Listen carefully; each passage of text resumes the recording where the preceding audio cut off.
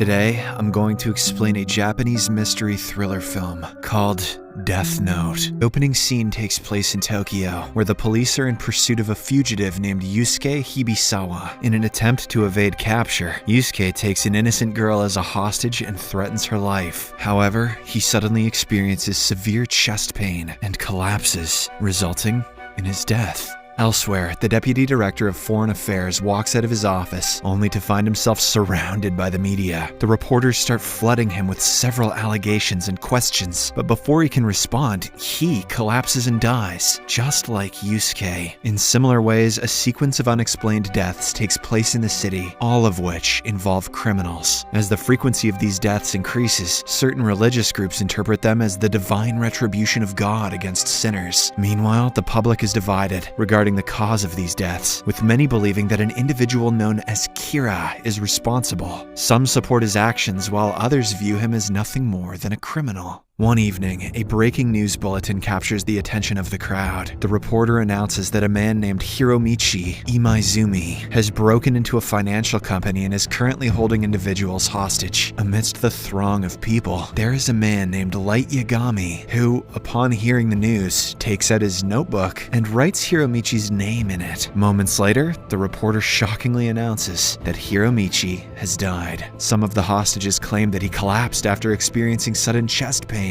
All these criminals have to stop eating McDonald's. Following this, the movie cuts back to a few weeks earlier. Light hacks into the Japanese police website and learns that all cases of wanted criminals are being closed. To confirm his suspicions, he goes to a local bar where he overhears one of the criminals admitting that the police have released him and no one can incarcerate him now. Hearing this, Light becomes distraught and he starts losing faith in the nation's legal system. One rainy night, he comes across a mysterious-looking notebook named Death Note and takes it with him. Upon reaching home, he reads the first page, which states that whoever's name is written in the notebook will die. As expected, Light doesn't take it seriously and assumes it to be a joke. He then turns on the TV and sees the news of a murderer who has been causing havoc as of late. For the fun of it, Light nonchalantly scribbles the murderer's name on the notebook. The next morning, while having breakfast, he reads the newspaper and gets shocked to learn about the murderer's sudden and inexplicable death. But despite this, Light remains skeptical and believes it to be a mere coincidence. Later on, as he is strolling down the street, he comes across the same criminal he had seen in the local bar before. In order to verify his assumptions, Light writes the criminal's name in the Death Note while observing him from the opposite side of the road. Much to his surprise, the criminal immediately experiences chest pain and dies. This finally convinces Light of the notebook's extraordinary capabilities, and he proceeds to read all of its rules carefully. According to its rules, the notebook works only if the writer can visualize the person's face in their mind. Additionally, if the cause of death is not specified within 40 seconds of writing the person's name, they will die of McDonald's. That night, Light is walking back home when he encounters the God of Death, who introduces himself as Ryuk.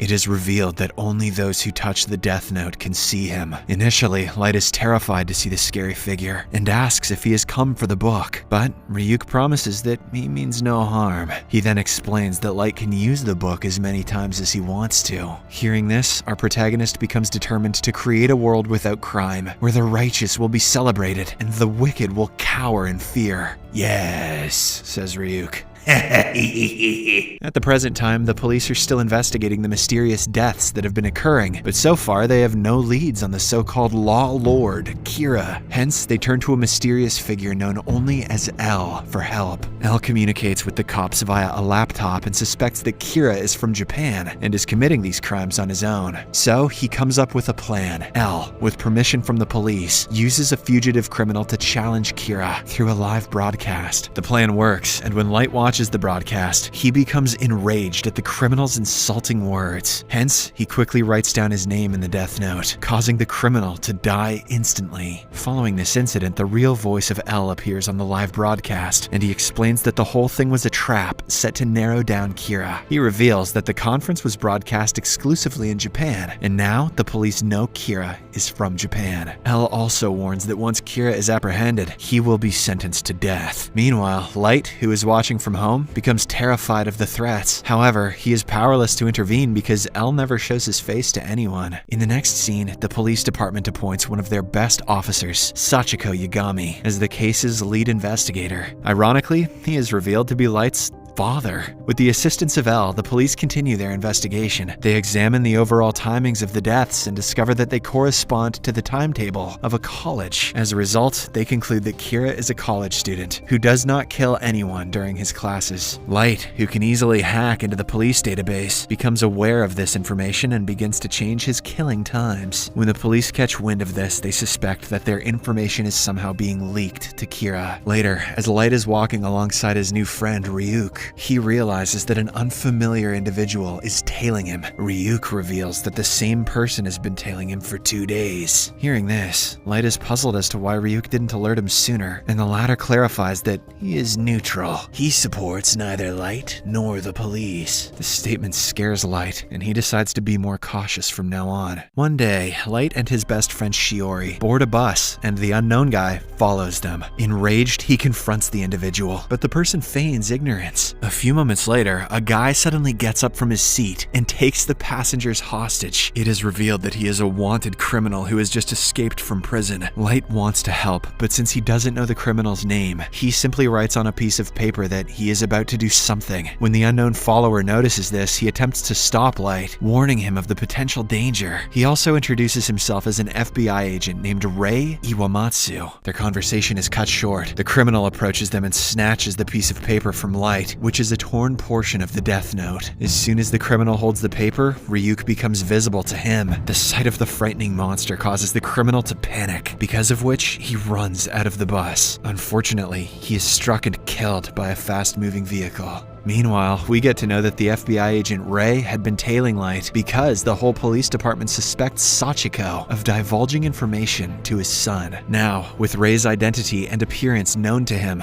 Light aims to clear him from his way. However, Ryuk warns that he will be the prime suspect if he does so. To clear any suspicion towards himself, Light decides to collect the names of all the undercover FBI agents connected to the case. For this, he summons Rei to the subway and communicates with him through a transmitter. Light blackmails Rei into inscribing the names of all the FBI agents on a piece of paper, threatening to murder innocent passengers on the train if he doesn't comply. Rei has no other alternative but to cooperate. Subsequently, he views the images of all the agents in his database, and Light inscribes their names on the Death Note. As a result, all the FBI agents involved in the case die out of chest pain. As his work gets done, Light heartlessly kills Rei as well. The latter's fiancé happens to be on the same railway platform, and when she notices Rei collapsing, she rushes to help him, but it's too late. Later, at the police station, Light's dad Sachiko makes an announcement informing the team that their lives are in danger because Kira has begun killing non-criminals. As a result, he allows team members to withdraw from the case if they are afraid of being killed. After hearing this, everyone except 6 officers leave the room. The 6 of them demand that L reveal his true identity before proceeding with the investigation. In the next scene, they arrive at L's apartment and learn that he is just a young boy. However, he is extremely intelligent, which makes him stand out to the rest of the officers. L appears to have deduced that Kira can manipulate the cause of death, so he advises the team to use fake names to avoid being targeted by Kira. Together, they begin working to capture the murderer as soon as possible. Elsewhere, Rei's fiancée, Naomi, is devastated by Rei's death. She is revealed to be a former FBI agent who previously worked for L. She is now determined to find her fiancé's murderer and exact vengeance. Meanwhile, L discovers Rei's death video, in which he notices Rei pointing at someone just before he dies. Thinking that he has found the culprit, he calls Sachiko and the team to inform them. L then shows them photographs of the possible suspects, one of whom